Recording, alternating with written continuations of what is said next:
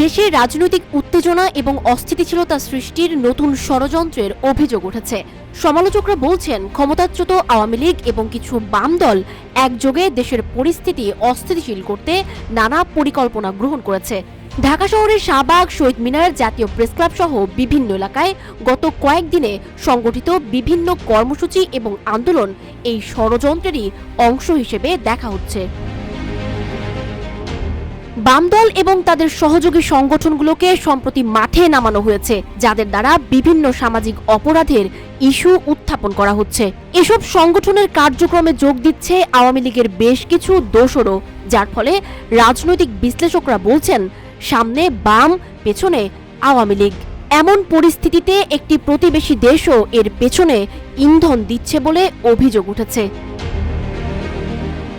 কিছু রাজনৈতিক বিশ্লেষক জানিয়েছেন, বাম দলগুলোর সাথে আওয়ামী লীগের ঐতিহাসিক সখ্যতা রয়েছে এবং অতীতে তারা একসঙ্গে আন্দোলন করেছে। তাই আওয়ামী লীগের অস্থিতিশীলতা এবং অস্তিত্ব সংকটের মুহূর্তে বাম দলগুলোকে বিভিন্ন ইস্যুতে মাঠে নামানো হচ্ছে। বিশেষ করে ধর্ষণ, খুন, চুরি, ডাকাতি ইত্যাদি সামাজিক অপরাধের বিরুদ্ধে আন্দোলনকে কেন্দ্র করে তারা জনমত তৈরির চেষ্টা করছে।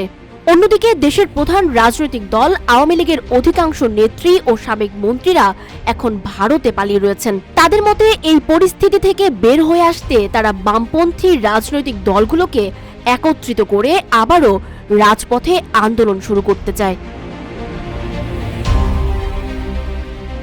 গণফোরামের সভাপতি অ্যাডভোকেট সুব্রত চৌধুরী বলেন, বাম দলগুলোর মধ্যে ঐক্যহীনতা ও সুবিধাবাদী রাজনীতি একটি পুরনো বিষয়। তবে কিছু বাম দল সরকারের সাথে ছিল এবং এখনও রয়েছে।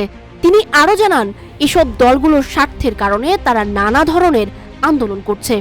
এদিকে বাংলাদেশের কমিউনিস্ট পার্টি, সিপিবি ও অন্যান্য বাম দলগুলি এ অভিযোগ খণ্ডন করে তাদের কর্মকাণ্ডকে শুদ্ধ ও সমাজতান্ত্রিক বলে দাবি করছে। তারা মনে করেন, বৈষম্যমুক্ত সমাজ গঠনের লড়াই এখনো চলছে, যা তাদের মুক্তিযুদ্ধের মূল চেতনা। নতুন করে মাঠে সক্রিয় হওয়া বামপন্থী সংগঠনগুলোর মধ্যে আবারও রাজনীতির বিতর্কের সৃষ্টি হয়েছে।